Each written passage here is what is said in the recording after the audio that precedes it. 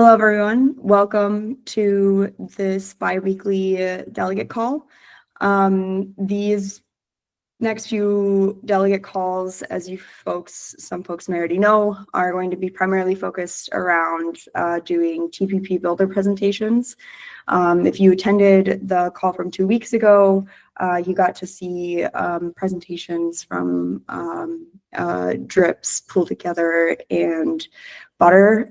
This week we have Hatch Protocol and Hedgey joining us for their presentations, which is really exciting. It's kind of a fun way to see how some of these tools could be used for token mechanics in action, and an opportunity to ask some of these builders questions live on the calls. Before we dive in, we'll do just a quick, some quick updates on the on-chain, recent on-chain proposals and the execution of them.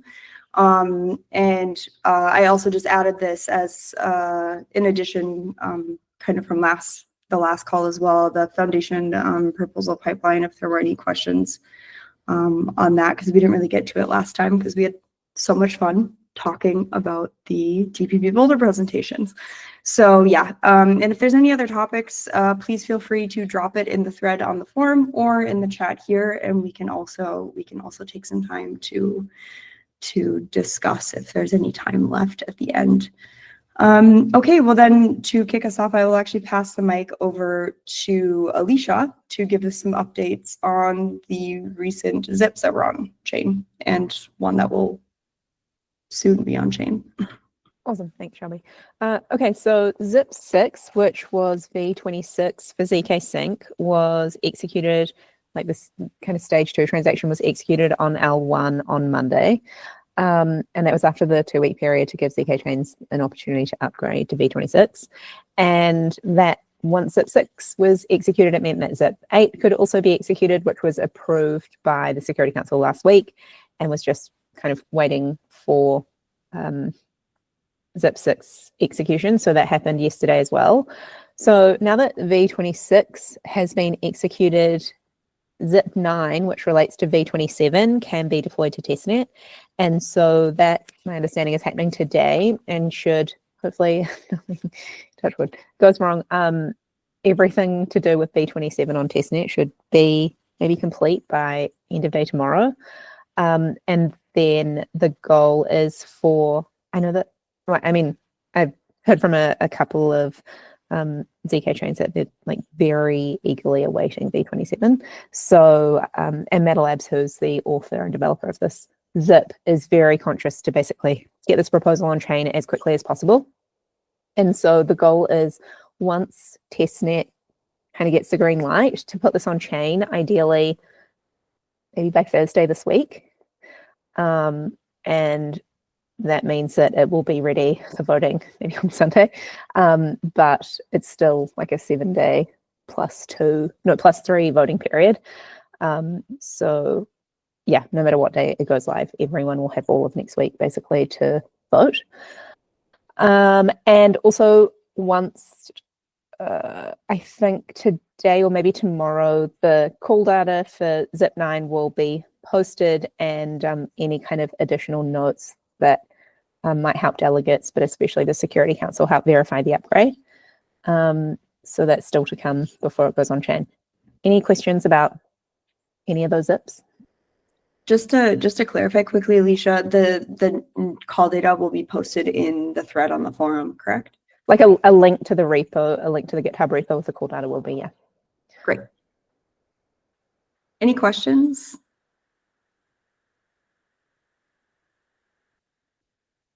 Okay, great. Thanks, Alicia. Oh, thanks. Okay, so now we can jump right into the TPP Builder presentations for this week. Unless there's a preference between Spencer and Lindsay, maybe we'll just start with Hats to present today, if you're game, Spencer. Same. Lindsay, if you really want to go first, you're welcome to, but I'm happy to as well. Please, by all means. All right, cool. So I have 10 minutes, Shelby. I just want to make sure I'm not going to go over. Yeah.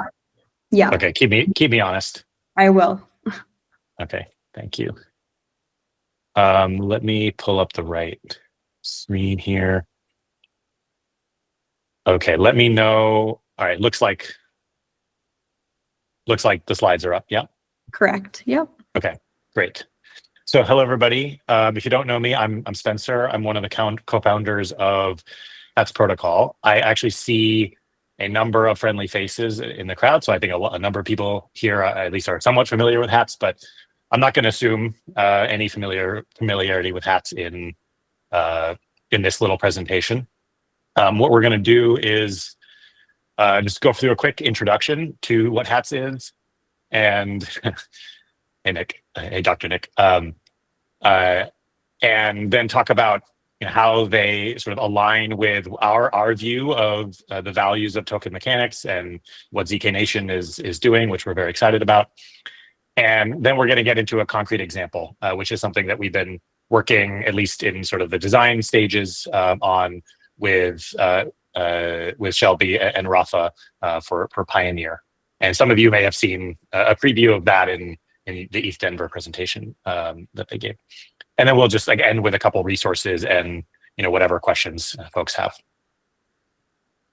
There's like 17,000 ways to talk about what HATS protocol is, but I'm going to choose this one for this particular conversation.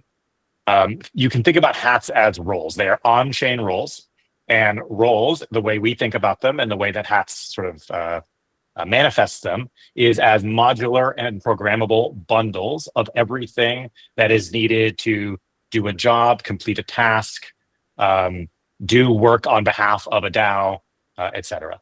So that includes responsibilities. So think about these as commitments. That includes on-chain permissions to, say, call a function or be a signer on a multisig or what have you. Includes off-chain access rights to, say, Telegram or workspaces, and we'll see a few examples of those in a little bit. It also includes programmable and on-chain enforced eligibility criteria, like reputation or prerequisite actions that you have to take before you actually get a role. And it also includes, importantly, accountability measures, so ways that a role can be, and therefore the responsibilities and permissions can be revoked, but also maybe penalties or other sort of enforcement actions can be taken, all bundled up with the rest of the role. And then also compensation. There's other things as well, but these are the core parts of the role bundle, as we call it. And all of this, as I think I've mentioned, is on-chain and represented by non-transferable 1155 tokens, which is how we can do both the on-chain access controls as well as the off-chain access controls via token gating. So just a few examples of some of those access controls that are possible and some of the integrations that are possible. Pretty much anything you can think about. I think you'll see a lot of recognizable icons on this slide. A lot of projects in the ZKsync ecosystem we had worked with in different ways. A lot of projects that are doing things in token mechanics we have worked with or can work with in various ways. HATS is extremely flexible in that sense. And here's some other examples of how HATS can be automatically or programmatically granted or revoked or have accountability measures kind of applied to them. And this is all completely customizable, but we also have a number of templates and sort of starter kits that we can piece together in novel combinations.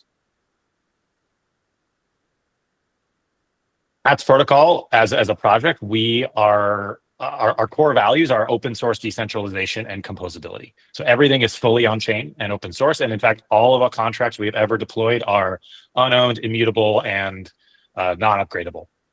So we lean heavily into modularity and composability. We have a core protocol, and then we build and welcome the development of modules and other contracts that plug into and extend that core functionality. And what that really means is that HATS works with everything. HATS is not a governance voting protocol. It works with whatever smart contracts that you're already using or want to use, which makes it very, very flexible. And you can use HATS in lots of different ways. And you can think about a role as like the atomic configurable building block of on-chain mechanisms and organizational structure. And that enables programmatic automation, which is something that we know that we're very excited about exploring further and building further into with token mechanics. All right, so this is the slide that I think Shelby and Rafa showed in Denver, so you might have seen this already, but this is what I'm going to get into a little bit more detail about in this example. So this is our kind of sketch of how Pioneer may work as implemented with hats and other hats related or hats integrating mechanisms. So let's say I'm a ZK chain, or more specifically, let's say, thanks Shelby. Let's say I am a representative of a ZK chain. So I'm going to sign up for the program, and that it might involve some prerequisite criteria like passing a KYC check or other things. And the steering co would then issue me a participant hat. Then maybe a month later or something, my ZK chain meets a particular metric, like a particular milestone on TVL. And what I'm going to do is claim permissionlessly, now that I have the participant hat, I can claim the metric hat, the hat that corresponds to meeting that specific milestone for that specific metric, which will trigger automatically, as embedded into the logic of the hat modularly, a 30-day challenge period. Now, let's say I was monkeying around and I didn't actually meet that metric. Somebody from the community, or maybe it's the steering co itself, would veto my challenge, and that would revoke the metric hat that I had tentatively claimed before, and that would mean that I'm done. I can't claim any more rewards. If I was really screwing around, that they would be able to veto me maybe in bad standing, and I might get kicked out of the program altogether by losing my participant hat. But if I was telling the truth and my proposal was sort of optimistically approved and there was no challenge, then my metric hat would be confirmed, and that would give me the on-chain permission, the on-chain authority to mint from the specific capped minter associated with this specific metric milestone. Or more realistically, what would happen is I would trigger the initiation of a vesting stream, which inside itself would mint from the capped minter. And then over 30 days, my reward would vest, and I would be able to claim it at the end or incrementally along the way. All of this on chain and without the need for interaction by anybody else, with a couple exceptions that I described. So this is the full flow, and there's a couple things I want to highlight here. Because this is all fully modular, we can plug in and in fact really rely on working with other projects to make a lot of these things happen. So for example, I imagine that there might be some stuff that's handled with Safe. Hats works really well with Safe, and we have a very tight integration that a lot of people use with Safe. But I also imagine that this challenge mechanism might be designed by us, but it could certainly also be designed by Butter or by Factory DAO or implemented by Areta or somebody else that's already working on TPPs. So we're like very open to, and the protocol and modularity facilitates working with lots of different projects. And on the other end, the vesting can happen with Superfluid, with Sabular, with Hedgey, with some other token locking or streaming or vesting project. It does not matter. Hats will work with all of them. So this is the full thing. There's lots more detail, which we can get into some other time. But I'll kind of conclude there. Go ahead, Ryan. Spencer, can you go back to the previous slide? Something I'd like to point out here is that, again, like if we think about like two high-level objectives for how we think about token program design, is that one, we want to decrease and minimize the amount of extra engineering resources that we need to interrupt for a program to continue running. So like this is like where the autonomous piece of it and the automation piece comes in. And the other piece is we want to minimize the amount of steer co manual transactions, so that the steer co basically becomes more of an off-chain oracle participating in the review process, instead for metrics and evaluation criteria that can't be supported by a specific oracle. And so the roles component here, what it's doing is it's basically, yeah, like you said, creating privileges, rights, access, and powers without having to get intervention from an engineer to customize some call data, and without having to require like a steer co to constantly, like every week, review like what transactions they need to execute on. So this all builds on each other, and like you can see, like as Spencer, you mentioned, the composability component is really important, because where the magic happens is not like, just using hats. Like hats by itself is like fine, but where the magic happens is when we start composing with the other tooling and protocols that exist, which is quite exciting. And the other thing I'll add, which I meant to do before moving to the last slide, was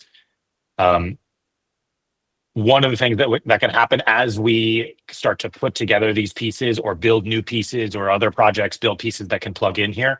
All of them can be configured and customized for one TPP, but then reused and maybe reconfigured parametrically for other TPPs. So as we build up this library of composable tools that all work together, it becomes easier and easier and cheaper to create and manage and operate additional mechanics. Yeah, 100%. You could have, I don't know if anybody's ever used hats or seen the hats interface, but like just like have a template library, essentially. I'm imagining like a template library of all the different hats structures, and also Catminder structures that would be plugged in to these kind of first initial experiments as well. Very cool. And thank you so much, Spencer, for that great example. Any questions for Spencer regarding hats, or how hats could possibly be used in token mechanic flow?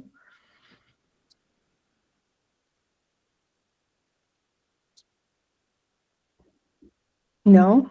Okay. It was so good and it was so clear, Spencer, that there are no questions. Wonderful. Well, thank you so much again. And yeah, we can chat after this, but if you'd be willing to share the slides, I'll also include them in the notes as well, for the call as well. Sure thing. Awesome. Thanks, everybody. Great. Then Thanks, we will Spencer. we'll move it right along to Lindsay with Hedgey. Sweet. Hi. How are you? Good. How Good are to you? see everyone. Good. Good to see you. Good to see you, Spencer. Good presentation. Hats, crushing it. Cool. I'm going to do a presentation on Hedgey today. I'm going to talk about a couple of things. One is the ZKsync specific work we've done in the past, and it's more experimental and something I'm more curious on how we can work with people to actually implement it. And then I'll also show like our regular Hedgey stuff as well, just to give people the full picture. Okay, so let's dive in. Background on Hedgey. We're kind of a token infrastructure company. We handle the stuff teams use to distribute tokens to investors, employees, grant recipients, communities, basically anything you need to make that as automated as possible. We've worked with hundreds of teams, I think, around grant type distributions and more like DAO focused distributions. We've done Arbitrum, all of their STIP and LTIP distributions. We've recently started working with Optimism for their grants program. And yeah, I mean, people find different ways to use this all the time. Most of the time I figure out the best ways to use our tools by just seeing someone else use them. So I think the thing I like about what you're doing here is finding actual creative ways to use these tools, whether it's combinations of hats and Hedgey and other tools, in ways that aren't just copy paste from what people have done over the last 2 or 3 years, but actually doing something new, possibly with the lessons we've all learned from seeing, the failures of the last couple of years. Okay, so we're going to cover a few things. An overview of what we've built specifically for ZKsync, show kind of proof of concept, and a lot of that will actually tie into hats and what Spencer's working on. and then kind of a discussion and Q&A. But before that, I'm actually going to hop over into our regular app that Hedgey Finance, which is the more like vanilla streams and claims, because that's also a tool that can be used with what Spencer's building. And it's also like audited and live today. So if there's something short-term, it might be useful there. Whereas the more experimental stuff we're working on might be something we work with someone to build more long-term looking. So if you come to the app, and you can just come and connect your wallet and play with this yourself. If I wanted to do distribution of, I don't know, revocable streams to 50 people as an example, you can set that up here, and you basically are creating like a claim experience where people can come and claim these tokens. Actually, let me go to this one. This one's easier. This is the same concept, but I'm issuing these directly. Here I'm going to set up a, let's say I could do single, periodic, or streaming, and I want to release tokens over 12 months, and I want them to be revocable by the DAO, so that if or maybe hats as well, so that if for any reason the people receiving these should not receive them anymore, they can just be stopped. There's a few kind of granular features. One is if I want people to be able to participate in on-chain governance with their unvested, unstreamed tokens, just like the full balance, you can enable that. It's compatible with ERC20 votes, Governor Bravo. And this probably isn't relevant for most use cases, but you can also have admin transfer, which allows you to transfer distributed streams to other wallets if the admin chooses.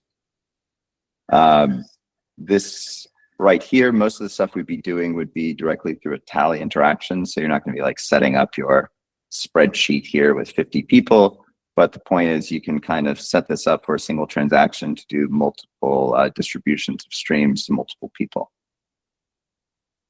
That's like the core what Hedgey is, vanilla way to use it. It's cool, but I think there's more interesting stuff as well that's applicable to the conversation today. I'm going to shift over now into what we did specifically for ZKsync, because we've worked on a lot of distributions. We've worked with a lot of kind of grant style programs, and just seen a lot of not just like the technology breakdowns, because that can be solved, but a lot of the like operational friction points, and really wanted to kind of design something that improves those. Kind of core problems we've seen are lack of transparency. That is, when something is being proposed to be created, it often, like the goalpost will shift midstream. So people are very pro something, an initiative, and then when it actually gets to the vote, things have changed. And I think that lack of transparency has come up quite a few times in these types of programs, and it's something we wanted to account for. The other is lack of accountability. Once these are issued, it's hard to manage it. It's hard to know when people are doing what they should, or if they've hit certain milestones or passed criteria, and to kind of manage that release of funds. And it's hard to also know who's responsible for kind of pulling the plug if someone doesn't do what they're supposed to do. And that requires a lot of work. So we've designed it with these principles, and since I have 5 minutes left, just jump into it. What we did, for this proof of concept was create this. This was through, the Cap Minter, and basically we designed a program where you have accountability at every level. So here I have a program manager who's distributed 3 kind of allocations to 3 groups of people. And each one of those people is able to sub-allocate their distribution however they chose. At each of these, you could throw in kind of a HATS-style accountability measure, whether it's checking for KYC or that you've hit milestones or whatever it is, to where you can create this before the proposal is live, before you've actually sent it on to Tally, and basically map out exactly what the program is going to be and exactly what the requirements will be. And what that lets you do is it lets you kind of create a very transparent system of what you're doing. It also lets you offset a lot of the accountability measures by using hats in different ways. It also gives the recipients flexibility to create sub-programs and kind of create more flexible systems instead of these rigid systems, which have been frustrating in previous programs. Look, I think at a high level, this is experimental, but it's something that I think could create a better program. We have all the contracts for this completed. They're not audited, and they're at the phase to where we'd want to build with a design partner. You know, I mean, I think our industry is very good at building shovels, but I think we actually need people who have a desire to use this kind of stuff. And at Hedgey, we love being build partners and happy to just like literally work with someone who wants to build something grand, use this infrastructure and support you. So that's it with my 3 minutes. Wonderful. Thank you so much, Lindsay. Any questions? Rafa? Yes, Hey, it does, guys. Gabriel. I just wanted to say, so one of the important things that I think Lindsay is bringing up here, and I know we're off to a little bit of a slow start in terms of kind of like the different programs that we do, but this concept of localization is like really important, where very often we're trying to make like we want to be able to give autonomy to lower levels of execution. And so when we think about these programs where like the design that Lindsay is showing here is doing a really good trade-off between creating transparency of where the tracing of the tokens is kind of going, but also giving the right level of autonomy the lower down you are in this kind of like hierarchy. So going back to this concept of hierarchical like rights and hierarchical like token powers, this is like yeah, it's quite exciting to see this. I'm hoping that we'll be able to see some of this in practice this year. But yeah, off to a little bit of a slow start, I think, given the market. All good. Yeah. I mean, I loved what we built for you all, and it's unlike anything else. And I think it tried to incorporate what Spencer is working on and a few of these things together. I'd love to see it live. So anyone who wants to build on it, please. Yeah, for sure. It's also maybe just to kind of draw the picture a little bit too with one of the presentations last week as well with drips, for example. Like I think today it worked out wonderful that Hats and Hedgey were able to present together, because it's very easy to see the connection between how, you know, the hat kind of claiming and reward system could be plugged into Hedgey. Drips could also be, you know, plugged into some sort of Hats mechanism. But really, any cap minter, given the nature of the kind of token distribution mechanism within the ZKsync governance system, with the cap minter structure, having tools like Hedgey and drips really allow for some really unique kind of controls to, you know, mint, stream, vest, whatever it may be, over time with specific conditions. So it's really adding to the flexibility and kind of the control over the distribution process in combination with the cap minter structure. So very, very cool. Thank you so much, Lindsay, for presenting. Any other questions for Lindsay or Spencer? I think is still on the call as well before they are off. Okay, awesome. Well, thank you guys so much. Really appreciate you taking the time to come on today and talk about your TPP Builder tools and pieces, building blocks here to help others also start to see the vision and maybe spark some imagination here as well. Thank you. Okay, well then the next item on the, well, actually just very quickly, so looking forward in the TPP Builder presentation series we're doing next week, or in 2 weeks, so the next delegate call, we'll have Open Source Observer and Areta joining. Areta was meant to present today, but they had to move given a conflict. So they'll be joining in the next calls. And then in 4 weeks, so in 2 delegate calls from now, we'll have Factory Labs also presenting. If there are, as you see, there are other slots open. So if you are a TPP build, if you have posted in the TPP Builder category, especially if you have like a technical tool that could be used for token mechanics, please do take the opportunity to sign up for one of these open slots over the coming weeks. We'd love to see more of these examples and have some more of these examples on the same calls over the next few weeks. And to sign up, just comment in the thread here on the forum, and I will add you to the agenda. Okay, great. Then the last item on the agenda was the ZKsync Foundation proposal pipeline.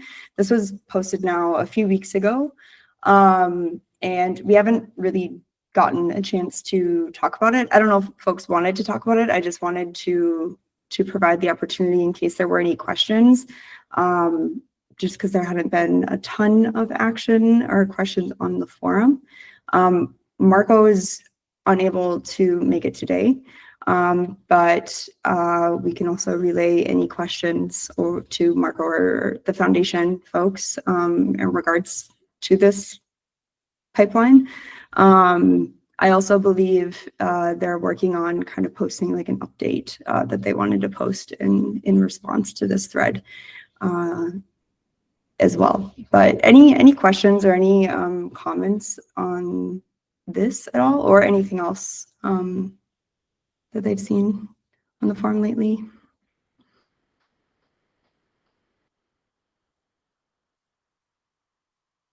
Okay, you guys are quiet today. That is totally fine. Then if there's nothing else, then we can call it a day. Thank you guys for joining, and we will see you either next week on the proposal review call or in 2 weeks on the next delegate call. Have a great rest of your week. Thanks, Ryan. Bye, folks. Cheers, thanks. Bye.